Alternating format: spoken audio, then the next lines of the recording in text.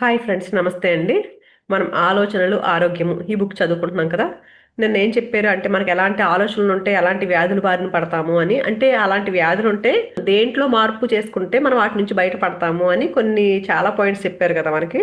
ఇంకా ఏం చెప్పారు, ఇప్పుడు నేను నాలో జీవం ప్రవహిస్తూ ఉంది, నాలో అనంతమైన శక్తి ఉంది, దైవత్వమే నాలో ఉంది అనేది గుర్తుంచుకుంటే అలాంటి భావనలతో ఎప్పుడైతే ఉంటామో రోగాలన్నింటికి దూరంగా ఉండగలుగుతాము. గతించిన గతం ఒక భూతం లాంటిది, వర్తమానంలో మనల్ని వరిస్తున్న ప్రతి క్షణము ఒక వరం. ఆ విషయాన్ని దృష్టిలో ఉంచుకుని ఎప్పుడైతే ప్రతి విషయంలోనూ పాజిటివ్గా ఉండగలుగుతామో ఆనందము, ఆరోగ్యము, శాంతి మన జీవితంలో ఉంటాయి అని నిన్న చెప్పుకున్నాము. ఈరోజు భావోద్వేగాలు, వ్యతిరేక భావాల నుంచి బయటపడే ప్రక్షాళన పద్ధతులు, అంటే ఇవన్నిటిని ఎమోషన్స్లో కూరుకుపోకుండా నెగిటివ్ భావాల నుంచి ఎలా బయటపడతామో కొన్ని పద్ధతులు అంట. ఏం చెప్తున్నారంటే, ఈ క్షణంలో నువ్వు ఏది ఆలోచించాలన్నా అందుకు నీకు పూర్తి స్వేచ్ఛ ఉంది. ఎవరు మనల్ని అడ్డగించట్లేదు కదండి మన ఆలోచనలకి. మనం ఏమి చేయాలన్నా మనకి స్వేచ్ఛ ఉంది, ఎలాంటి ఆలోచన చేయాలనుకున్నా. ఈ క్షణాన్ని నీ చేతుల్లో తీసుకో. గతంతో నీకు సంబంధం లేదు. గతంలో నీలో కలిగిన కోపము, భయము, ఆత్మన్యూనతా భావము, మదిలో కలిగిన ఆలోచనలన్నింటినీ విడిచిపెట్టాలి. శ్వాసను బయటకు వదులుతూ శరీర భాగాలను ఒక్కొక్కటిగా వదిలి చేస్తూ పోవాలి. ఈ శ్వాస బయటకు వదిలేటప్పుడు మన బాడీలోని ప్రతి పార్ట్ని గుర్తు చేసుకుంటూ ఒక్కొక్కటి వదిలి చేస్తూ రిలాక్స్ చేసుకుంటూ పోవాలి. కళ్ళు రిలాక్స్ అయిపోతున్నాయి, చెవులు రిలాక్స్ అవుతున్నాయి, ముక్కు రిలాక్స్ అవుతుంది. అలాగా ప్రతి బాడీ పార్ట్ను రిలాక్స్ చేసుకుంటూ పోవాలి. అలా శ్వాసను వదులుతూ ఒక్కొక్క పాత ఆలోచనను వదిలేస్తూ ప్రశాంతంగా ఉండాలంట.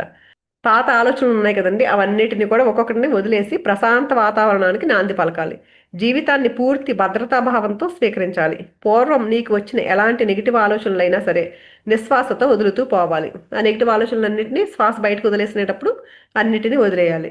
నీలో ప్రశాంతత సంపూర్ణంగా స్థిరపడిన తర్వాత నీకు కావలసిన మంచి ఆలోచనలను, అంటే ఎఫర్మేషన్స్ చెప్పుకుంటాం కదండి, నేను పరిపూర్ణ ఆరోగ్యంతో ఉన్నాను, నా జీవితంలో నాకు కావాల్సినవన్నీ సంపూర్ణంగా ఉన్నాయి, నేను సమృద్ధితో ఉన్నాను, ఇలా చెప్పుకుంటున్నాం కదా. ఎఫర్మేషన్స్ చెప్పుకోవాలంటండి ముందు ఏం చేయాలి, నెగిటివ్ భావాలు ఏవైతే ఉన్నాయో మన లోపల నెగిటివ్ ఎమోషన్స్ ఇవన్నిటిని బయటకు పంపించేయాలి. శ్వాస అలా కళ్ళు మూసుకుని కూర్చుని తర్వాత ఈ ఎఫర్మేషన్స్ చెప్పుకోవాలి పాజిటివ్గా అన్ని. ఏ మాత్రం ఒత్తిడికి తావివ్వకుండా కావలసిన ఆలోచనలను తీసుకురాగలగాలి. అంటే ఎలాంటి టెన్షన్ లేకుండా ప్రశాంతంగా కూర్చుని మనం ఎలా అనుకుంటున్నామో, ఏం కావాలనుకుంటున్నామో దాన్ని తీసుకోవాలి. ఈ ప్రస్తుత క్షణాన్ని వాడుకోవాలి. ఈ క్షణం ఒక వరము. ఆ విషయాన్ని ఏ కోసాన మర్చిపోకూడదు. ప్రతి నిమిషం గుర్తుపెట్టుకోవాలండి. ఏంటంటే ఈ క్షణంలో మనం ఉండగలగాలి. ఈ క్షణంలో ఎప్పుడైతే ఉంటామో మనం ఆనందంగా ఉంటాము. అందుకని దీన్ని మర్చిపోకూడదు. చాలా రకాల భావోద్వేగాలు శరీరంలో కూడా అడ్డుకుని తమ ప్రభావాన్ని చూపుతాయి. కాబట్టి జిబ్బరిష్ అంటే ఏంటి, పిచ్చి పిచ్చిగా అర్థం లేని మాటలంటే ఒకసారి చూడండి, మనం ఎంత ఆపుకుందాం ఉన్నా సరే నెగిటివ్ ఆలోచనలు వచ్చేస్తా ఉన్నాయి అనుకోండి. కొంతమంది చూడండి, పిల్లలు ఏదేదో మాట్లాడుకుంటా ఉంటారు, మనం నవ్వుతాం కదా, ఏంట్రా పిచ్చి భాష, పిచ్చివాగుడు అంటాం కదా. అలా మాట్లాడేసుకోమంటున్నారు మనల్ని. ఎందుకంటే అవి ఆగట్లా. ఒక్కొక్కసారి మనం నెగిటివ్గా వద్దు అనుకున్న వచ్చేసేటప్పుడు అలా పిచ్చిగా అర్థం లేని మాటలను పైకి లోపలే ఉచ్చరించుకోమంటున్నారండి. లేకపోతే కెథారసిస్ అంటే అరవడము, నవ్వడము, ఏడవడము, ఇలాంటివన్నీ చేయాలంట. అంటే ఆ నెగిటివ్ ఆలోచనలు మరీ వచ్చేస్తుంది, లోపల ఆపుకోలేకపోతున్నాం, కంట్రోల్ చేయలేకపోతున్నాం. అలాంటప్పుడు పిచ్చి పిచ్చిగా అరవడం కానీ, ఏదో అర్థం కాని భాష మాట్లాడేసుకోవడం అలాంటివి చేస్తూ ఉండాలంటండి. ఆ ప్రక్రియలను చేస్తూ ఉండడం వల్ల మనలో ఏమోలో తిష్ట వేసిన నెగిటివ్ ఆలోచనలు కూడా సమూలంగా బయటికి వెళ్ళిపోతాయంట. అప్పుడు ప్రశాంతత వస్తుందంటండి. నిశ్వాసతో సమన్వయిస్తూ శరీర భాగాలను ఒక్కొక్కటిగా రిలాక్స్ చేస్తూ పోవాలి. మన బాడీలోని ప్రతి పార్ట్ని రిలాక్స్ చేసుకోవాలి. కోపము మన లోపల దాక్కుని ఉండడం వల్లే మనకి ఎన్నో రకాల నొప్పులు వస్తుంటాయి. అరవడము, దిండును బాదడం లాంటి ప్రక్రియల వలన లోపల దాక్కున్న భావోద్వేగాలు బయటపడిపోయి పూర్తిగా రిలాక్సేషన్ వస్తుంది. పాత జ్ఞాపకాలు, గతించిన అనుభవాలు, భూతకాలంలో జరిగిన విశేషాలు ఎప్పటికీ ఈ క్షణంలో నిన్ను బాధ పెట్టకూడదు. అంటే మనం ఈ క్షణంలోనే ఉండాలని చెప్తున్నారు కదా. గతంలో ఏదో జరిగిపోయినాయి, ఎన్నో జరుగుతాయి, అందరికీ జరుగుతాయి బాధాకరమైన సంఘటనలు. అవి ఎప్పుడు మనం గుర్తు తెచ్చుకోకూడదు అంటే బాధ కలిగిన సంఘటనలు ఏవిని. అవి ఏవి కూడా ఈ క్షణంలో నిజాలు కావు. ఏ వ్యక్తి నిన్ను మోసం చేశాడని నువ్వు అనుకుంటున్నావో అతనికి కూడా ఈ క్షణంలో నీ అంతరంగంలో ఏం జరుగుతుందో తెలియట్లేదు. నీలో జరుగుతున్నది ఒక జ్ఞాపకం మాత్రమే. మైండ్లో గతించిన భూతకాలం నీ వర్తమాన కాలాన్ని బలి కోరుతుంది. ఎప్పుడైతే గతంలోకి వెళ్ళిపోయామో ఏం చేసుకుంటున్నాం, మనం ఈ వర్తమాన కాలాన్ని నాశనం చేసేసుకుంటున్నాం. ఆనందంగా గడపాల్సిన క్షణము ఇది, కానీ ఆనందంగా గడపకుండా గతంలో జరిగిపోయిన ఆ విషయాల గురించి మళ్ళీ ఆలోచించుకుంటూ ఆ బాధలో ఉంటున్నాం. మనం ఆనందానికి బదులు బాధను తెచ్చుకుంటున్నాము. అందుకని నీకు వరమైన ఈ క్షణాన్ని బలివ్వాల్సిన అవసరం ఏముంది? నువ్వు బలి పశువు కావాల్సిన అవసరం ఏమాత్రం లేదు. ఏ వ్యక్తి గతంలో నిన్ను కష్టపెట్టాడో ఆ వ్యక్తి ఇప్పుడు మారిపోయి ఉండొచ్చు, అంతే కదండి. కొంతమంది నిజంగానే ఎంత కష్టపెట్టి ఉండొచ్చు మనల్ని, కానీ ఇప్పుడు చాలా మంచివాడిగా మారిపోవచ్చు అతను. కానీ మనం ఏంటి, ఆ జరిగిన సంఘటన మాత్రం మర్చిపోకుండా దాన్నే పట్టుకుని ఉంటున్నాం మనము. అందుకని గతంలో జరిగిన విషయాన్ని నువ్వు ఏ విధంగా అయినా మార్చగలవా? లేదు కదా. మరి దైవ ప్రసాదంగా వచ్చిన ఈ క్షణాన్ని కూడా వదులుకోవడం అవివేకము. జ్ఞాపకాలు కేవలం జ్ఞాపకాలే. నీ శక్తిని గతించిన భూతకాలం గురించి, వాటి అవశేషాల గురించి ఈ క్షణంలోని సమయాన్ని ఏమాత్రము వాడుకోవద్దు. అంటే ఈ క్షణ వర్తమానంలో పొరపాటును కూడా గతం గురించి ఆలోచించి ఈ వర్తమానాన్ని వేస్ట్ చేసుకోవద్దు. గతంలో తిన్న దెబ్బలను, తిట్లను, మోసాలను నెమరు వేసుకోవద్దు. వాటి అనుభవాలను ఇంకోసారి గుర్తు తెచ్చుకుని నిన్ను నువ్వు కొట్టుకోవాల్సిన అవసరం లేదు. ఒకసారి ఎవరో తిట్టారని, కొట్టారని 1,00,000 సార్లు గుర్తు చేసుకుని 1,00,000 సార్లు నిన్ను నువ్వెందుకు తిట్టుకుంటున్నావు, కొట్టుకుంటున్నావు అంటే వాడెప్పుడో ఒక మాట నిలిపోయాడు మనల్ని. కానీ దాన్ని పదే పదే పదే పదే మళ్ళీ మళ్ళీ గుర్తు చేసుకుంటూ మనల్ని మనం తిట్టుకుంటున్నట్టు అది. అలా చేయడం వల్ల నీ శరీరము, మనసు ఎంతో ఒత్తిడికి, ఆవేశానికి లోనై ఎన్నో జబ్బులకు కారణమవుతుంది. ఎవరికి నష్టం అవుతుంది అది? వాళ్ళు చేసిన సంఘటన మళ్ళీ మళ్ళీ గుర్తు తెచ్చుకోవడం మన ఒంటి మీద జబ్బులకి, టెన్షన్స్కి కారణమైపోతుంది. ఇదంతా అవసరం లేదు కదా. మీ అత్తగారు పూర్వంలో ఎప్పుడో నేను తిట్టుండొచ్చు, ఇప్పుడు ఆవిడ లేదు, చనిపోయింది. అయినా కూడా అప్పటి సంఘటనలు గుర్తు తెచ్చుకుని బాధపడాల్సిన అవసరం ఏముంది? జ్ఞాపకాలు ఈ క్షణంలో జరుగుతున్న నిజాలు కాదు. ఆత్మగా మన ఆధ్యాత్మిక పదంలో ఎదగడానికి మనం కోరుకున్న అనుభవాలే మనకు కలిగాయి. అంటే ఇలాంటి సంఘటనలన్నీ ఎందుకు జరిగినాయి అంటే మనం తెచ్చుకున్న సంఘటనలే. నాకు ఇలా కావాలి, నా అత్తగారు ఇలా ఉండాలి, నన్ను తిట్టాలి, కొట్టాలని తెచ్చుకుంటాము. కానీ నిజంగా అత్తగారు ఎలా వచ్చేసరికి యాక్సెప్ట్ చేయలేకపోతాం. ఎప్పుడైతే దాన్ని యాక్సెప్ట్ చేయగలుగుతామో ఆధ్యాత్మికంగా ఎదగగలుగుతాము. అంటే మన ఆధ్యాత్మిక ఎదుగుదల కోసమే కదండి ఇలాంటి వాళ్ళందరినీ మన జీవితంలో తెచ్చుకున్నాం అనుకోండి. మనల్ని తిట్టే వాళ్ళని, మనల్ని ఇబ్బంది పెట్టే వాళ్ళని ఎందుకు తెచ్చుకున్నాము అంటే మనం ఎదగడానికి. ఎంత ఎక్కువ ఇలాంటివన్నీ సహించగలగడం, ఇలాంటివన్నీ నేర్చుకుంటామో అంత ఎక్కువగా మన ఎదుగుదల ఉంటుంది. జ్ఞాపకాలు ఈ క్షణంలో జరుగుతున్న నిజాలు కాదు. ఆత్మగా మనం ఆధ్యాత్మిక పదంలో ఎదగడానికి మనం కోరుకున్న అనుభవాలే మనకి కలిగాయి. ఎలాంటి సందర్భాన్నైనా, వ్యక్తినైనా క్షమించగలగాలి. ఒక శత్రువును కూడా దైవం మన ఆధ్యాత్మిక ఎదుగుదలకే సృష్టించాడు. గుర్తుపెట్టుకోండి చూడండి. ఒక శత్రువుని కూడా ఎందుకు సృష్టించాడంటే మనం ఎదగడానికి మాత్రమే సృష్టించాడు దైవము. మనలో సమదృష్టి తీసుకురావడానికే సృష్టించబడ్డారు శత్రువులు. నీలో ఇతరుల పట్ల ఎంత ద్వేషం పెరిగితే అంత అనారోగ్యానికి, జబ్బులకు దగ్గరవుతావు. పర్యవసానంగా నిన్ను నువ్వే కష్టపెట్టుకుంటున్నావు. క్షమ నేర్చుకో, ప్రేమించడం నేర్చుకో. తిరస్కార భావాలన్నింటికీ జవాబు ప్రేమ. అంటే ఎలా, ఏవైతే తిరస్కార భావాలు ఉంటాయో, వాడంటే ఇష్టం లేదు, లేకపోతే వాడంటే కోపము, కసి, ద్వేషాలు ఇవన్నీ ఉంటాయి కదండి. అవన్నీ పోగొట్టుకోవాలంటే వాటన్నిటికీ జవాబు ఏంటి? ప్రేమే. నీకు ఎవరి మీద ఎక్కువ వ్యతిరేక భావాలు ఉన్నాయో వారిని క్షమించాల్సిన అవసరం ఉంది. అంటే మనకు మళ్ళీ మళ్ళీ వాళ్ళని చూస్తే కోపం వస్తుంది అనుకోండి, అక్కడ మనం నేర్చుకోవట్లేదు, క్షమ అనే దాన్ని నేర్చుకోవాలి. అందుకని అది గుర్తుపెట్టుకోవాలండి. మళ్ళీ మళ్ళీ తిట్టుకుంటున్నామంటే, మళ్ళీ మళ్ళీ వ్యతిరేక భావాలు వస్తున్నాయంటే అక్కడ క్షమించాల్సిన అవసరం ఉంది అనేది గుర్తుపెట్టుకోవాలి. వ్యతిరేక ఆలోచన అనేది ఊహ కాబట్టి ముళ్ళును ముళ్ళుతోనే తీసేసినట్లుగా ఆ వ్యతిరేకపు ఆలోచన ఇంకొక మంచి ఊహతో పారద్రోలాలి.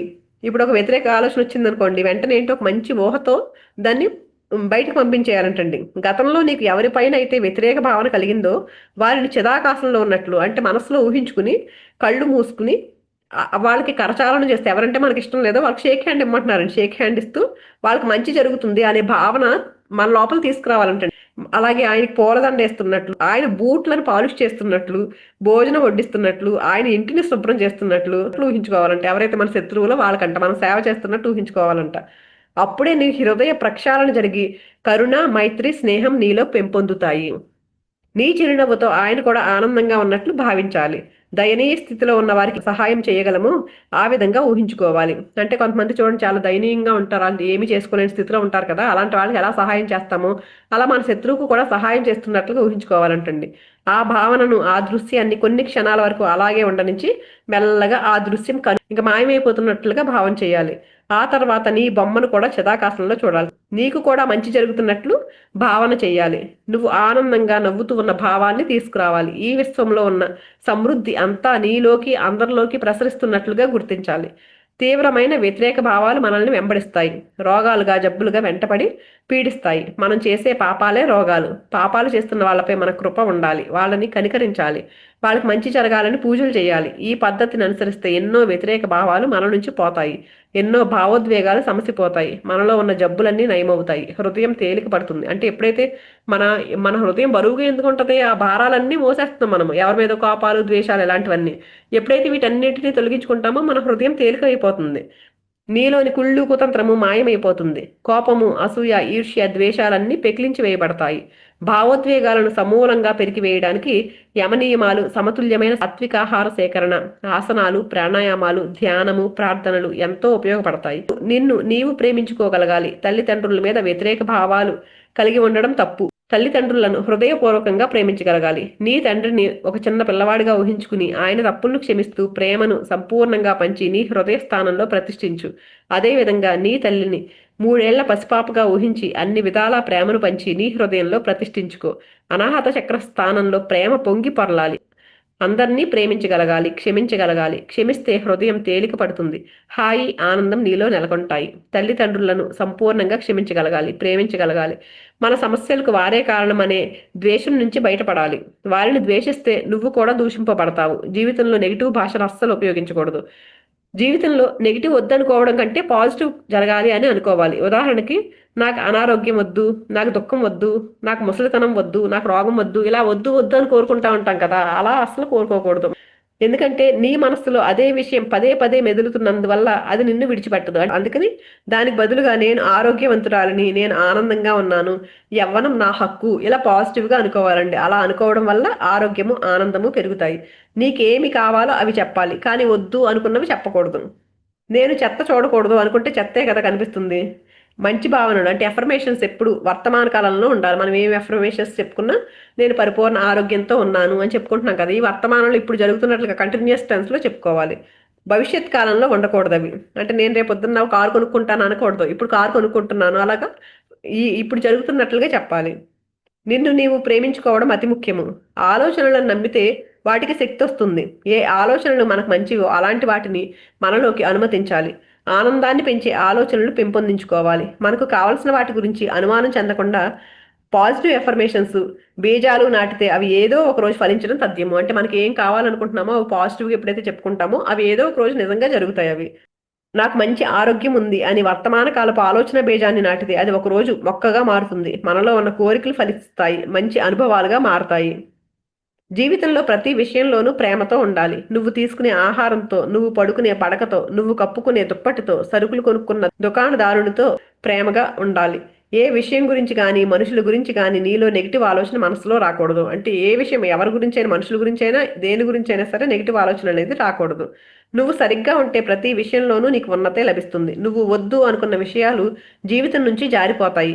అవసరమైనవే నీ వెంట ఉంటాయి. నిన్ను నువ్వు మార్చుకుంటేనే ఇతరులలో కూడా మార్పులు వస్తాయి. అంతే, పక్కన ఎవరో మారాలని మనం కోరుకోకూడదు. మనం ఎప్పుడైతే మారతామో ఆటోమేటిక్గా మన పక్కన ఉన్న వాళ్ళందరూ మారిపోతారు. బయట ఎలాంటి విశేషాన్ని గుర్తించినా దాని మూలాలు మన లోపలే ఉంటాయి అనే విషయాన్ని గుర్తించండి. నేను చెప్పారు కదండి, స్వార్థం, అహంకారం పక్కన వాళ్ళలో కనిపిస్తుందంటే మనలో ఉంది. అలాగే దాన్ని ప్రేరేపించే గుణం మనలో ఉంది, దాన్ని మార్చుకోవాలి మనం అని చెప్పారు కదా. అందుకని ఏదైనా చూసామంటే పక్కన వాళ్ళ గుణం మనల్ని మనం సరి చేసుకోవాలి. సమాజము, బయట ప్రపంచము ఒక అర్థం మాత్రమే. అర్థంలా కనిపిస్తుంది. మనలో ఉన్న గుణాలని మన ఎదురుగా ఉన్న వాళ్ళు చూపిస్తున్నారు మనకి. నీలో నెగిటివ్ ఆలోచన వస్తే అవతల వారికి కూడా వారి సబ్కాన్షియస్ మైండ్లో నెగిటివ్గా ప్రతిస్పందించేటట్లు చేస్తుంది. అందరినీ ప్రేమతో దీవించి మంచి ఆలోచన తెచ్చుకుంటే అవతలి వారి రెస్పాన్స్ కూడా సానుకూలంగా ఉంటుంది. చైతన్యం కావలసిన మార్పుకు సహకరిస్తుంది అని గుర్తించాలి. ఏ విషయంలో అయినా సరే తిట్టుకుంటే అసలుకు మోసం జరగడం ఖాయం. ఎప్పుడు ఆనందంలో, ప్రేమలో ఉండడం తప్పనిసరి. మొట్టమొదట అన్ని విషయాలకు కృతజ్ఞత తెలియచేయడం తప్పనిసరి. నీకు కావలసిన దాన్ని ప్రేమపూర్వకంగా స్వాగతించడం తప్పనిసరి. ఏదైనా కూడా ఆ విశ్వ చైతన్యం నుంచి నీకు రాబోతుంది అనే నమ్మకం తప్పనిసరి. నీ సమర్థత, సానుకూలతలను ఆలోచన రూపంలో తెలియచేయడం తప్పనిసరి. ఈ ప్రకృతిలో అందరికీ కావలసినంత, తీసుకోగలిగినంత ఎప్పటికీ ఉంటుంది. విజేతగా నిలవడానికి నీలో అన్ని సుగుణాలను అమర్చాడు ఆ దైవము. ప్రకృతిలో ఉన్న సంపద ప్రతి ఒక్కరిని వరించగలదు. నువ్వు వద్దంటే తప్ప. అంటే మనం ఆపుతున్నాం దాన్ని. అంటే ఎంతో సంపద ఉంది, ఎంతో సమృద్ధి ఉంది ప్రకృతిలో. కానీ ఏంటంటే మనం ఆపితేనే ఆగుతుంది, లేకపోతే అది ప్రతి ఒక్కరినే వరించగలదు. అది నువ్వు వద్దంటే తప్ప. నీ నమ్మకాలే నిన్ను ఆపుతాయి. ఈ విశ్వంలో అపారమైన సంపద దాగి ఉంది, నీకు కావలసినంత ఇవ్వగలదు. ధనవంతుల్ని చూసి అసూయ పడద్దు. ధనాన్ని నీ దగ్గరికి రాకుండా చేసుకోవద్దు. ఎప్పుడైతే పక్కన వాళ్ళు చూసి అసూయ పడ్డామనుకోండి, వాళ్ళకి అది ఉంది, ఇది ఉంది అని అసూయ పడ్డామనుకోండి, మన దగ్గరికి ఎప్పుడు పొరపాటును కూడా రాదంటండి. నీ మిత్రులతో ఆనందంగా, ఆరోగ్యంగా జీవిస్తున్నందుకు సంతోషించు. వాడికి ఆ ఇల్లు చూసుకుని పొగరో, లేకపోతే ఆ సంపద చూసుకుని పొగరేలా అనుకుంటాం కదా, అలా ఎప్పుడైతే తిట్టుకున్నామో అంటండి మనం నాకు వద్దు అని చెప్తున్నట్టు అంటే యూనివర్స్కి. అందుకని ఎవరిని అలాంటి విషయాలు పెట్టి అలాగా ఎప్పుడూ తిట్టుకోకూడదు పక్కన వాళ్ళని. ఎందుకు తిట్టుకుంటే ఏమవుతుంది, మనకు మనం వ్యతిరేకంగా వాడుకోవడం అది.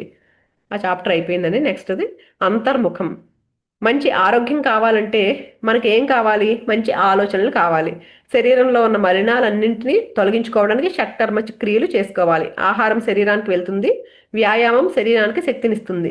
ప్రాణాయామాలు ప్రాణశక్తి పెంపొందించుకోవడానికి ఉపయోగపడతాయి. జపము పూజ మనస్సుకి స్వాంతన చేకూరుస్తాయి. ధ్యానం ఆత్మశుద్ధికి ఉపకరిస్తుంది. ఇవన్నీ కలిసినప్పుడే శారీరక ఆరోగ్యము, మానసిక ఆరోగ్యము, భావనాత్మక ఆరోగ్యము, ఆధ్యాత్మిక ఆరోగ్యం కలగడానికి ఆస్కారం ఉంది. ఇవన్నీ కలిసినప్పుడే పరిపూర్ణ వ్యక్తిత్వం వస్తుంది. నేటి కాలపు భక్తి పూజలు కేవలం దేవుడితో నాకు అది కావాలి ఇది కావాలి అని కోరికల రూపంలో ఇది ఇవ్వలేదు అది ఇవ్వలేదు అని దేవుడి మీద ఆరోపణలు చేస్తూ ఉండేలా ఉంటున్నాయి. కోరికలు తీరినప్పుడు మొక్కుబడులు చెల్లించడము, తీరకపోతే ఏదో ఇవ్వలేదని దేవుడిని నిందించడము ఈ రోజుల్లో పరిపాటి అయిపోయింది. అంటే దేవుడి పట్ల అర్పణాభావము కృతజ్ఞత లేకుండా ఉంటున్నారు. తన భార్య పట్ల భర్త పట్ల కృతజ్ఞత లేదు. ఇరుగు పొరుగు వారితో సహోద్యోగులతో యజమానులతో ఇతరులైన సేవలను అందించే వారి పట్ల కృతజ్ఞత అనేది మర్చిపోయారు. నమస్కారం పెట్టడంలోని విశిష్టతను మర్చిపోయారు. షేక్ హ్యాండ్ ఇస్తూ హాయ్ అని కలవడం ఒక పద్ధతిగా మారిపోయింది. ఒకప్పుడు చూడండి నమస్కారమే పెట్టుకునేవారు, కానీ ఈ మధ్యకాలంలో ఎవరైనా సరే హాయ్ హాయ్ అనుకుంటున్నాం అంతే కదా. నేటి కాలంలో మానవ సంబంధాలన్నీ ఒక వ్యాపార సరళిలోనే నడుస్తున్నాయి.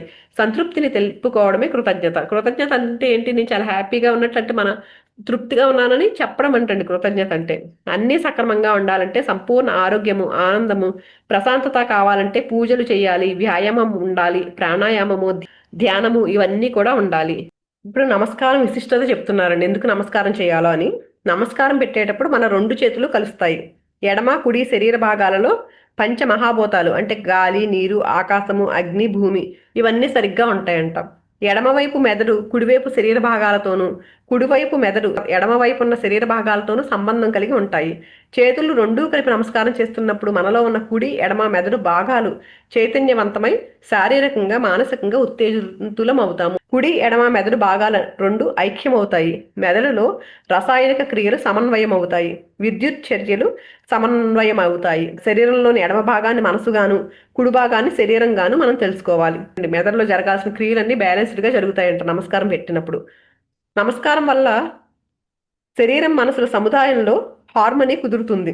నమస్కారం యొక్క విశిష్టత ఇది. చిన్నతనంలో మన తల్లిదండ్రులు, పెద్దలు, సమాజము ఏ విషయంలోనైనా సరే మన ముఖం పైన వేలెత్తి చూపిస్తూ నిందించడము, గదమాయించడం వల్ల వారు చూపించిన నిరసనలు, విముఖతలు మనలో బాగా నాటుకుపోయి ఉంటాయి. దానివల్ల భావోద్వేగాలన్నీ మనసులో దాక్కుని వ్యధకు గురి చేస్తాయి. లోపల దాక్కున్న ఆ బాధలను, వ్యధలను తీసివేయడానికి మనం అద్దం ముందు నిల్చుని ప్రతిబింబాన్ని చూస్తూ నీతో నువ్వు మాట్లాడుకుంటున్నట్లు పాజిటివ్ సజెషన్స్ ఇచ్చుకుంటూ, అంటే పాత విషయాలు బయటపడి కొత్త విషయాలు మన మస్తిష్కంలోకి ప్రవేశిస్తాయి. నేను క్షేమంగా ఉన్నాను, నేను ప్రశాంతంగా ఉన్నాను, నన్ను నేను ప్రేమించుకుంటున్నాను, నేను బాగున్నాను, నా జీవితంలో ప్రతి క్షణము సరిగ్గానే ఉంది, ప్రతి విషయంలోనూ నా పని నేను పరిపూర్ణంగా నిర్వర్తించడానికి ఈ భూమి మీదకి వచ్చాను, నేను పూర్తి భద్రతతో ఉన్నాను, నేను అందరినీ ప్రేమిస్తాను, అందరితో ప్రేమించబడుతున్నాను, అందరి పట్ల కరుణతో దయతో వెలుగుతున్నాను, మనస్సును భావాలను ఆనందంగా ఉంచుకోగలుగుతున్నాను, కొత్తగా వచ్చిన ప్రతి క్షణాన్ని నేను సంపూర్ణంగా అంగీకరిస్తాను, ఆనందిస్తాను, ప్రతి మార్పుని స్వీకరిస్తాను, అనవసరమైన విషయాల్లో ఆసక్తి చూపను, గతాన్ని వదిలేయడానికి ఎప్పుడూ సిద్ధంగా ఉంటాను, నా జీవితాన్ని నేను ప్రేమిస్తున్నాను, జరిగినవన్నీ నా మంచిగా జరుగుతున్నాయి, శరీరానికి మనస్సుకి అనవసరమైనవన్నీ నా నుంచి బయటకు వెళ్ళిపోతున్నాయి, ఈ వదిలేసే వాటినన్నింటినీ ప్రేమతో వదిలేస్తున్నాను, నన్ను నేను హృదయపూర్వకంగా క్షమించుకుంటున్నాను, నా జీవితాన్ని నేను ఆనందంగా అనుభవిస్తున్నాను, ఈ విశ్వం సురక్షితము, నాలో సరికొత్త జీవితం చిగురించింది, నాలో అన్ని విషయాలు సమపాళ్లలో ఉన్నాయి, విశ్వ చైతన్యం నా వెనువెంటే ఉంది, నాకు కావలసిన మార్పులను నిరసన లేకుండా నా మనస్సులో బీజం వేసుకుంటున్నాను, ప్రతి అనుభవాన్ని ప్రేమపూర్వకంగా అనుభవిస్తాను, నా ఎదుగుదల మాత్రమే కాక అందరి ఎదుగుదల కూడా నాకు సమ్మతమే, నన్ను అందరూ అన్ని విధాలా ప్రశంసిస్తున్నారు, నాలో ఎన్నో ఆలోచనలు ఉత్పన్నమవుతున్నా నేను బాగుపడే ఆలోచనలు మాత్రమే సమ్మతిస్తున్నాను, నేను ఆనందంతో చూడగలను, వినగలను, నా అందాన్ని ఆకర్షణను స్వీకరిస్తాను, నన్ను దైవం ఎల్లప్పుడూ కాపాడుతుంది, నేను అందరినీ క్షమించగలను, నా హృదయం స్పందిస్తోంది, ఈ రోజు సంపూర్ణంగా జీవిస్తూ రేపటి రోజుని ఆనందంగా ఆహ్వానిస్తాను, ప్రతి అనుభవం వల్ల మంచి జరుగుతుంది, కాలం కదులుతుంది, నేను మారుతున్నాను, మార్పును ఆనందంగా స్వీకరిస్తాను, ఈ క్షణాన్ని పరిపూర్ణంగా స్వీకరిస్తాను, నేను ప్రేమని స్వీకరిస్తాను, ప్రేమ లేని విషయాలైనా సరే ఏమైనా ఉన్నా వాటిని పట్టించుకోను. నాలోని ప్రేమపూర్వక ఆలోచనలన్నీ నా రోగ నిరోధక శక్తిని పెంచుతున్నాయి. నా భావాలను నేను నిర్మోహమాటంగా ఆనందంగా చెప్పగలుగుతున్నాను. సత్యాన్ని అనుసరించి ప్రయాణం చేస్తున్నాను. జీవితం అంటేనే మార్పు. నేను జీవితంలో జరిగే మార్పును, కొత్తదనాన్ని స్వీకరిస్తాను. జీవన గమనంలో నేను ఎక్కడ ఉండాలో అక్కడే ఉన్నాను. ఏ పని చెయ్యాలో అదే చేస్తున్నాను. ఎప్పుడు చెయ్యాలో అప్పుడే చేస్తున్నాను. శరీర భాగాలన్నీ దైవత్వంతో నాకు సహకరిస్తున్నాయి. ఏ శరీర భాగము ఎక్కువ కాదు, తక్కువ కాదు. దైవం ఇచ్చిన దాన్ని ఆనందంగా స్వీకరిస్తాను. జీవితం మధురమైనది. ఎన్నో రకాలుగా నాకు సహాయం చేస్తుంది. జీవితంలో నాకు కావలసింది నేను అడగగలను. అన్ని విధాలా నాకు సహాయం అందుతున్నది. జీవితం నా నుంచే ఉన్నది. అన్ని జన్మలలో మానవ జన్మ ఉత్తమమైనది. ఈ జీవితాన్ని సంపూర్ణంగా జీవించి దేవుణ్ణి అవుతాను. దైవత్వంతో ఏకమవుతాను. ఇలా అద్దంలో చూస్తూ అంతర్ముఖులవుతూ ఇలాంటి భావనలను పదే పదే చెప్పుకోవడం వల్ల మనస్సు శుద్ధవుతుంది. అద్దంలో ప్రతిరోజు చూసి ఇలాంటివి చెప్పుకుంటూ ఉండాలంటండి. తర్వాత చాప్టర్ అండి. మంత్రాలకు చింతకాయలు రాలవేమో కానీ చింతలు పోతాయి. పూర్వం రోజుల్లో గురువులు పెద్దలు మనలో మంచి భావాలు పెంపొందించుకోవడానికే మంత్రోచ్చారణ అవసరమని చెప్పి ఉంటారు అని నా ఉద్దేశ్యము. ఆ రోజుల్లో వాడుక భాష సంస్కృతం కాబట్టి మంచి భావనలు కలిగించే విషయాలన్నింటినీ శ్లోకాలు, మంత్రాలు, పద్యాల రూపంలో సంస్కృత భాషలో రూపొందించి వాటి అర్థాలను విశదీకరించి మనతో వల్లె వేయించేవారు. ఈ రోజుల్లో ఆ మంత్రాలను కేవలం వల్లె వేస్తున్నాం కానీ వాటి అంతరార్థాన్ని తెలుసుకోలేకపోతున్నాం. వాటి అసలైన అర్థాలను వివరించి నిజమైన తత్వబోధన చేసే గురువులు ఎప్పుడు కరువయ్యారు. అందువల్ల మంత్రాలు, శ్లోకాల అంతరార్థాలన్నీ మరుగున పడిపోయినాయి. మంత్రాలలో, శ్లోకాలలో ముఖ్యమైన 6ంటిని ఉచ్చరించడంలోని అంతరార్థాన్ని ఇప్పుడు మనం తెలుసుకుందాము. అంటే ఇప్పుడు 6 మంత్రాల యొక్క అర్థాలు చెప్తున్నారండి. అంతరార్థం ఏంటి అనేది. ఫస్ట్ గాయత్రి మంత్రం. ఓం భూర్భువస్సువః తత్సవితుర్వరేణ్యం భర్గో దేవస్య ధీమహి ధియో యో నః ప్రచోదయాత్. దీని అంతరార్థం ఏంటంటే మన మానసిక స్థితులు 4. అవి ఏంటంటే జాగృతి, స్వప్న, సుషుప్తి, తురీయ. అయితే ఇవి 4 స్థితులు. జాగృతి అంటే భూ అంట, స్వప్న అంటే భువ, సుషుప్తి అంటే సువ. ఈ 3 మానసిక స్థితుల్లోనూ నా జాగరూకతను, అంటే జాగృతి అంటే మనం మెలకుగా ఉన్న స్థితి అండి. స్వప్న అంటే కళల్లో ఉండే స్థితి. స్వప్న అంటే ఏంటి, శరీరం పడుకుంది కానీ మనసు పనిచేస్తుంది. ఆ స్వప్న స్థితిలో ఇంకా లోపలికి వెళ్ళేసరికి సుషుప్తి. అప్పుడు మనసు కూడా ఏమీ తెలియని స్థితి అనమాట. ఇంకా లోతుల్లోకి వెళ్తే తురిలోకి వెళ్తాము. ఈ 3 మానసిక స్థితుల్లో అంటే జాగృతి, స్వప్న, సుషుప్తి, ఈ 3 మానసిక స్థితుల్లోనూ నా జాగరూకతను, అంటే నా ఎరుకను, చైతన్యాన్ని తీసుకొచ్చి ఆ స్థితులను కూడా 4వ మానసిక స్థితి అయిన తురీయకు తీసుకురావాలి. తురీయ అంటే ఏంటి, జ్ఞానోదయ స్థితి. అది ఆ 3 స్థితులను కూడా తీసుకొచ్చి నా ఎరుకుని ఈ తురీయకు తీసుకురావాలని భగవంతుణ్ణి ప్రార్థిస్తున్నాను అని దీని అర్థం అంటండి. ఆ తురీయ స్థితిని అనుస్వర స్థితి. ఓంకారంలో ఆ ఊ మా ఉంటాయి కదా. నా బుద్ధిని, వివేకాన్ని తేజోవంతం చెయ్యి, విశ్వ చైతన్య శక్తిని నాలో నింపు అని ప్రార్థించడమే గాయత్రి మంత్రం యొక్క అంతరార్థం అంటండి. అంటే ఏదైతే మనకి తురీయ స్థితిలో, జ్ఞానోదయ స్థితిలో ఉంటారో అలాంటి స్థితిని ఆ 3 స్థితిలో జాగృత, స్వప్న, సుషుప్త వ్యవస్థల్లో ఉన్నప్పుడు కూడా నేను ఆ జ్ఞాన స్థితిలో ఉండేలాగా నన్ను చెయ్యి అని భగవంతుడిని ప్రార్థించడం అంటండి గాయత్రి మంత్రం అంటే. తర్వాత ఓం సర్వేషాం స్వస్తిర్భవతు, సర్వేషాం శాంతిర్భవతు, సర్వేషాం పూర్ణం భవతు, సర్వేషాం మంగళం భవతు, ఓం సర్వే భవంతు సుఖినః, సర్వే సంతు నిరామయ, సర్వే భద్రాణి పశ్యంతు, మా కశ్చిత్ దుఃఖ భవేత్ అని. ఈ శ్లోకం అర్థం ఏంటంటేనంటండి, లోకంలో అందరూ ఆరోగ్యవంతంగా ఉందురుగాక, అందరూ శాంతితో, పూర్ణత్వంతో, ఆనందంతో, మంగళకరంగా ఉందురుగాక, ఎవ్వరికీ దుఃఖాలు లేకుండా, ఏ భయాలు లేకుండా, ఎప్పటికీ సంపూర్ణత్వంతో, స్వచ్ఛతతో, భద్రంగా సుఖశాంతులతో జీవనం గడుపుదురుగాక అనే భావనతో హృదయపూర్వకంగా లోక కళ్యాణం కోసం ప్రార్థన చేయడం అంటండి ఆ శ్లోకం అర్థము. తర్వాత మృత్యుంజయ మంత్రం ఉంటుంది కదండి. ఓం త్రయంబకం మే జామహే సుగంధిం పుష్టివర్ధనం ఉర్వారుకమివ బంధనాత్ మృత్యోర్ముక్షీయ మామృతాత్ అని. దీని అర్థం ఏంటంటేనంటే 3 త్రయంబకం అంటే 3 లోకాలలో, అంటే పైన గాయత్రి మంత్రంలో చెప్పారు కదా జాగృత, స్వప్న, సుషుప్త. ఈ అవస్థలలో తురే స్థితిలో ఉన్నట్లుగా జాగరూకతతో, చేతనతోనే ఉండి పుష్టిని సంతరించుకుందునుగాక. అంటే నేను అన్కాన్షియస్ స్థితి, మృత్యువు, ప్రాపంచిక విషయాలు వీటన్నింటి నుంచి విడిపడి జ్ఞానోదయాన్ని, మోక్షాన్ని పొందుదును కాక అని అర్థం అంటండి దీనికి. తర్వాత శ్లోకం ఏంటంటే ఓం అసతోమా సద్గమయ, తమసోమా జ్యోతిర్గమయ, మృత్యోర్మా అమృతంగమయ, ఓం శాంతి శాంతి శాంతి. దీని అర్థం ఏంటంటేనంటండి, ఓ భగవంతుడా, నేను అసత్య మార్గంలోకి వెళ్లకుండా సత్య మార్గంలోకి నడిపించు. ఈ క్షణమే సత్యము, వర్తమానమే సత్యము. తమసోమా జ్యోతిర్గమయ అంటే తమస్సు అంటే చీకటి. ఓ భగవంతుడా, మాయ అనే చీకటిని తొలగించి నా హృదయంలో వెలుగును నింపు అని దేవుణ్ణి వేడుకోవాలంటండి. మృత్యోర్మ అమృతంగమయ అంటే ఓ దేవుడా, నన్ను అచేతన స్థితి నుంచి చేతనత్వంలోకి నడిపించి మృత్యువు నుంచి బయటపడేసి నాకు అమృతత్వాన్ని, అమరత్వాన్ని, శాంతిని ప్రసాదించు. అచేతన అంటే ఎరుకులేని స్థితిలోంచి ఎరుక జ్ఞాన స్థితిలోకి నడిపించి, అజ్ఞానం నుంచి జ్ఞానంలోకి తీసుకొచ్చి ఆ మృత్యువు నుంచి బయటపడేయడం అంటే ఏంటి? మృత్యువు లేని స్థితి అంటే ఏంటండి? మోక్షం. అది జన్మ మరణాలు లేవనుకోండి, మోక్షం వచ్చినప్పుడే కదా, మృత్యు ఉండదు. ఇంకా ఆత్మ ఎప్పుడు శాశ్వతంగా ఉంటుంది కదా, ఆ స్థితిలోకి అనంతత్వాన్ని, అమరత్వాన్ని, శాంతిని ప్రసాదించు అని వేడుకోవడం అంటండి అది. తర్వాత ఓం సహనాభవతు సహనోభునక్తు సహవీర్యం కరవావహై తేజస్వినావధీతమస్తు మావిద్విషావహై. ఈ శ్లోకం ఉంది కదండి, దీని అర్థం ఏంటంటేనంటండి, ఓం అంటే ప్రణవ, సహనావవతు అంటే శరీరము మనస్సులు సంయమనంతో ఉండి ఓర్మిని చేకూర్చుకొనుగాక. అంటే శరీరము మనసు కూడా బ్యాలెన్స్లో ఉండి ఓర్పుతో ఉండుగాక అని. ఆ రెండూ కలిసి అభివృద్ధి చెందుగాక. శరీరము మనస్సులకు శక్తి చేకూరుగాక. ఇతరులపై ద్వేష భావనను తీసివేయడానికి జ్ఞానోదయమే మన సాధనము. తురియ అంటే జ్ఞానోదయ స్థితిలో ప్రకృతి, పురుష, నువ్వు, నేను, శివుడు, పార్వతు అని ద్వైతాలేమీ ఉండవు. అంటే అందరి మీద, పక్కన వాళ్ళ మీద ద్వేషభావాలన్నీ తీసేయాలి. నాకు ఏ ద్వంద్వాలు ఉండకూడదు, నువ్వు వేరు నేను వేరు అనే ద్వంద్వాలు ఉండకూడదు, ఇవన్నీ తీసేయని అడగడం అంటండి. శరీరము మనస్సుల మధ్య సంయమనం ఉండేటట్లు శక్తిని, బుద్ధిని సమపాలలో ఇవ్వాలని కోరుకుంటున్నాను అని దాని అర్థం అంటండి. తర్వాత ఓం భూమి మంగళం, ఉదక మంగళం, ఓం అగ్ని మంగళం, ఓం వాయు మంగళం, ఓం గగన మంగళం, ఓం సూర్య మంగళం, ఓం చంద్రమంగళం, ఓం జీవమంగళం, ఓం దేహమంగళం, ఓం ఆత్మమంగళం, ఓం మనోమంగళం, ఓం సర్వమంగళం భవతు భవతు భవతు. దీని శ్లోకం ఏంటంటే, ఈ సృష్టిలో భూమి, జల, అగ్ని, వాయు, గగనము అనేబడే పంచభూతాలు వ్యాపించున్నాయి. అవే భూమి, ఉదక, అగ్ని, వాయు, గగన అనే 5 తత్వాలు మానవ శరీరంలో కూడా ఉన్నాయి. శరీరంలోని ఘన పదార్థం అంతా భూమి తత్వము. శరీరంలో ప్రవహించే రక్తము, ఇతర ద్రవ్యాలు అన్ని ఉదక తత్వము. శరీరంలో జఠరాగ్ని అంటే ఆహారాన్ని హరింపచేసేది అగ్నితత్వము. ప్రాణవాయువు, ఇతర వాయువులు వాయుతత్వము. శరీరంలో ఒక కణానికి మరొక కణానికి మధ్య ఉన్న ఖాళీ ప్రదేశము గగనతత్వము.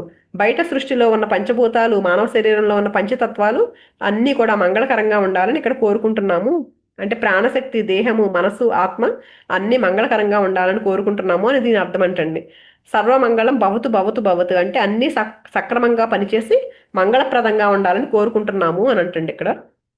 మంత్రం బీజాక్షరాల ఉచ్చారణ వల్ల మనలో ఎన్నో మార్పులు జరిగే అవకాశం ఉంది. అంటే వీటిని పదే పదే ఉచ్చరిస్తున్నాం అనుకోండి, అదే కదా పాజిటివ్ ఆలోచనలు చేసుకుంటూ ఉండడం అంటే. పదే పదే ఏదైతే మనం అనుకుంటూ ఉన్నామో అది మన సబ్కాన్షియస్ మైండ్లో రికార్డ్ అయ్యి మన జీవితంలోకి వస్తుంది అది. ఈ మంత్రము బీజాక్షరాల ఉచ్చారణ వల్ల మనలో ఎన్నో మార్పులు జరిగే అవకాశం ఉంది. హర, హనుమాన్, రామ్, యా ఇలాంటి నామ జపాలన్నీ కూడా చక్రస్థానాలను చైతన్యపరిచే శబ్దాలే. పూర్వీకులు మనకు అందించిన శ్లోకాలు, మంత్రాలలోని ఈ నిగూఢమైన అర్థాలన్నింటినీ తెలుసుకుని సంపూర్ణమైన అర్పణాభావంతో ప్రార్థన చేస్తే ఆత్మశుద్ధి జరిగి శారీరక, మానసిక ఆరోగ్యం చేకూరి దైవత్వానికి దగ్గరయ్యే అవకాశం ఉంటుంది. ఏ శ్లోకమైనా, మంత్రమైనా భావప్రధానమే అనే విషయాన్ని అందరూ గుర్తుంచుకోండి. ఏ శ్లోకమైనా సరే అంటే ఏదో పైపైన పలికేయడం కాకుండా భావంతో, అదే భావం మనం ఎలాంటి భావంతో పలుకుతున్నామో అనేది ఇంపార్టెంట్ అనేది తెలుసుకోమని చెప్తున్నారు. అనారోగ్యాన్ని అడ్డుకునే సంకల్పాలు. కొన్ని కొత్త ఆలోచనలు, పాజిటివ్ ఆలోచన సరళి, కొన్ని సానుకూల సంకల్పాలు మన మానసిక స్థితిలో వివిధ శారీరక స్థితుల్లో మార్పులను తీసుకొచ్చి అనారోగ్యాల బారిన పడకుండా అడ్డుకుంటాయి. ప్రశాంతత, ఆనందము చేకూరుతాయి. అలాంటి కొన్ని సంకల్పాలను ఇప్పుడు తెలుసుకుందాం. అంటే సంకల్పాలు, ఎలాంటి సంకల్పాలు మన ఆరోగ్యంగా ఉండడానికని సంకల్పాలు ఏం చెప్తున్నారంటే, కొన్ని కొన్ని అనారోగ్యాలు ఉన్నాయనుకోండి, చిన్న చిన్నవి, అలాంటి వాటిని ఎలాంటి సంకల్పాలు, ఎలాంటి మాటలు చెప్పుకుంటే, అఫర్మేషన్స్ ఎలా చెప్పుకుంటే పోతాయి అని చెప్పడానికి చెప్తున్నారండి. ఆలోచనలు, సంకల్పాలు. ముఖం మీద మొటిమలు, అవి ఏం చెప్తున్నాయంట, నిన్ను నువ్వు ప్రేమించుకోవాలి, అంతా బాగుంది అనే భావంతో ఉండాలంట. మెదడు సంబంధిత బాధల నివారణకు జీవితం అంటేనే ఒక మార్పు. నా ఎదుగుదలలో ప్రతి క్షణము జరిగే మార్పుని స్వీకరిస్తాను అని సంకల్పం చేసుకోవాలంటండి. మార్పును అంగీకరించారు చాలా మంది కదా, కానీ ప్రతి మార్పుని స్వీకరిస్తానని అనుకోవాలంట. మెదడుకు సంబంధించినవి ఏమైనా ఉంటే. సైనస్ బాధల కంట ఈ బాధలు తొలగిపోవడానికి జీవితమే నేను, నన్నెవరూ పరచలేరు అనే భావనతో ఉండడం అవసరమంట. భయము, బెదిరింపు. ఈ భావనకు గురైన వారు ఎవరైనా మనల్ని బెదిరిస్తున్నారనుకోండి, ఎవరైనా భయపెడుతున్నారనుకోండి, అలా ఉన్నప్పుడంట స్వేచ్ఛగా మాట్లాడగలను నేను, నాలో ఉన్న సృజనాత్మకతను ఎవ్వరూ ఆపలేరు, నేను ప్రేమపూర్వకంగా మాట్లాడతాను అని ఆ దృక్పథాన్ని కలిగి ఉండాలంటండి. కంటి బాధలు ఉన్నవాళ్ళు, నేను స్వేచ్ఛాజీవిని, జీవితం నిరంతరం సాగుతూనే ఉంటుంది, నేను ప్రేమపూర్వకంగా చూడగలను అనే భావన కంటి జబ్బుల్ని దూరంగా ఉంచుతుందంట. ఊపిరితిత్తులు, బ్రాంకైటిస్. జీవించడానికి కావలసిన ప్రాణశక్తి నా ద్వారా అపారంగా ప్రవహిస్తుంది అని మానసిక సంకల్పాన్ని చేసుకుంటే బ్రాంకైటిస్ నివారణ అవుతుంది. ఆస్తమా, నాలో ప్రశాంతత నిండుకుని ఉంది, నన్నెవ్వరూ వేధించలేరు, నా జీవితానికి నేనే సారథిని అనుకుంటూ ఉండాలంటండి. హృదయము, ప్రేమ, ఆనందము, ప్రశాంతతకు ప్రతీక హృదయము. గుండె సమస్యలు రాకుండా ఉండాలంటే నా జీవితాన్ని నేను ఆనందంగా స్వీకరిస్తాను, పరిపూర్ణంగా స్వీకరిస్తాననే భావనతో ఉండాలంటండి. కాలేయము అంటే లివర్, లివర్ బాధల నుంచి నివృత్తి పొందడానికి ఇలా భావించాలి: నాకు అవసరం లేని వాటిని నేను వదిలేస్తాను, నా భావాలు ఎప్పటికప్పుడు కొత్తగా చైతన్యం నిండి ఉన్నవి, అనవసరమైన గతాన్ని నేను వదిలేస్తాను అనుకోవాలంట. జననేంద్రియాలు, నపుంసకత్వం నుంచి బయటపడాలంటే ఈ సంకల్పం అవసరము. నాలో ఉన్న కామాన్ని నేను ఆనందంగా పరిపూర్ణంగా స్వీకరిస్తాను, సులభంగా తీసుకుంటాను, తప్పు నేరం అనే అపరాధ భావనలతో ఉండను. పెద్ద ప్రేగులు, పెద్ద ప్రేగులలో జబ్బులు రాకుండా ఉండడానికి నియంత్రించడానికి చేయవలసిన సానుకూల సంకల్పం ఇది. నేను గతాన్ని వదిలేస్తాను, జీవితం నా ద్వారా ప్రవహిస్తుంది. పైల్స్ నివారణకి నాకు ఏ బరువు బాధ్యతలు లేవు, నేను ఈ క్షణంలో జీవిస్తాను అనుకోవాలంట. మోకాళ్ళు, కాళ్ళు, నేను భయం లేకుండా ముందుకు సాగగలను, ఓర్పు, క్షమ, సహింపు నాలో ఉన్నాయి, నేను చాలా ఆనందంగా ముందుకు కదులుతున్నాను అనుకోవాలంటండి. చర్మము, ఈ ప్రపంచం భద్రమైనది, సురక్షితమైనది, నన్ను అందరూ స్వీకరిస్తున్నారు, నేను నా కోపాన్ని, వ్యతిరేక భావాలన్నింటినీ వదులుతున్నాను, అభద్రత ఏమీ లేదు, ప్రతి చిన్న విషయంలోనూ ప్రశాంతంగా ఉన్నాను, నా మంచితనాన్ని నిండుగా స్వీకరిస్తాను అనుకోవాలంట. వెన్నెముక, వీపు, వెన్నుముక బాధలకు చేసుకోవలసిన సంకల్పం: నా జీవితం నన్ను కాపాడుతుంది, పోషిస్తుంది, నేను ఈ విశ్వాన్ని సంపూర్ణంగా నమ్ముతున్నాను. వెన్నెముక క్రింది భాగంలో బాధలకు సానుకూల సంకల్పం అంట: నేను ధైర్యవంతుణ్ణి, స్వతంత్రుణ్ణి, విశ్వాన్ని నేను సంపూర్ణంగా నమ్ముతున్నాను. తల, జీవితం నా ద్వారా హాయిగా, ఆహ్లాదంగా ప్రవహించని, ఈ నా జీవితంలో ప్రశాంతత, ప్రేమ, ఆనందము, విశ్రాంతి నిండి ఉంది అనుకోవాలంట. చెవి, ఈ విశ్వంలో దాగి ఉన్న ఈ ఆనందాన్నంతా నేను వింటాను, ఈ విశ్వంలో నేను ఒక భాగాన్ని, చిన్న చిన్న ఆనందాలన్నింటినీ వింటాను, స్వీకరిస్తాను. నోరు, నేను నిశ్చల బుద్ధిని కలిగి ఉంటాను, కొత్త ఆలోచనలను, విషయాలను స్వీకరిస్తాను. మెడ, నేను ఏ మార్పునైనా ఆనందంగా స్వీకరిస్తాను, అన్ని రకాల భావనలను స్వీకరిస్తాను, నాకు మార్పుకు అనుగుణంగా వంగే గుణం ఉంది. భుజాలు, భుజాలలో వచ్చే బాధలు తగ్గాలంటే మొదట కోపాన్ని వదిలేయగలగాలి, ప్రేమపూర్వకంగా ఉండాలి, జీవితం అంటేనే స్వేచ్ఛ, ఆనందము, నేను స్వీకరించేదంతా మంచిదే అనే భావనతో ఉండాలి. చేతులు, ప్రతి ఆలోచనను, భావాన్ని ప్రేమపూర్వకంగా, శాంతంగా స్వీకరిస్తాను అనే భావనతో ఉండాలి. వేళ్ళు, నేను సడలింపుతో జీవిస్తాను, మార్పును సులభతరంగా స్వీకరిస్తానని సంకల్పించుకోవాలి. ఉదరం, నేను కొత్త విషయాలను సులభంగా తీసుకోగలుగుతున్నాను, జీవితం నాకు సమ్మతమే, నేను ప్రశాంతంగా ఉన్నాను, ఏ విషయమైనా నన్ను ఆటుపోట్లకు గురి చేయదు. మూత్రపిండాలు, నేను అంతటా మంచే జరగాలని కోరుకుంటున్నాను, అన్నీ మంచి పనులే చేస్తాను, నాకు సిద్ధించిన వాటితో నేను సంతోషంగానే ఉన్నాను.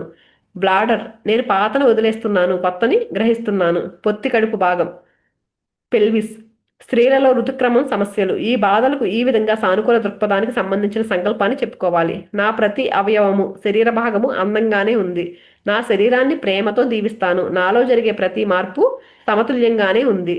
పిరుదులు, నేను ఆనందంగా ముందుకు కదులుతున్నాను, నాలో ఉన్న జీవశక్తి నన్ను సక్రమంగా ముందుకు నడిపిస్తున్నది, నేను చాలా భద్రమైన జీవితాన్ని అనుభవిస్తున్నాను. ఆర్థరైటిస్, నేను అందరినీ క్షమిస్తున్నాను, అందరికీ స్వతంత్రతను ఇస్తాను, ఎవరు ఎలా ఉన్నా వారిని స్వీకరిస్తాను, నేను స్వతంత్రుడను. గ్లాండ్స్, నేను జీవితాన్ని ప్రేమిస్తున్నాను, ప్రతిదీ సక్రమంగానే ఉంది, నా శరీరంలో అన్ని సమతుల్యంగా ఉన్నాయి. ఇలా అనుకోవాలంటండి. ఇలా ఏదైతే బాధ ఉందో దానికి సంబంధించిన సంకల్పాన్ని మనం చెప్పుకోవాలంటండి. ఇక్కడితో ఈ చాప్టర్ అయిపోయిందండి. తర్వాత చాప్టర్ రేపొద్దున చెప్పుకుందాము. థ్యాంక్ యూ అండి.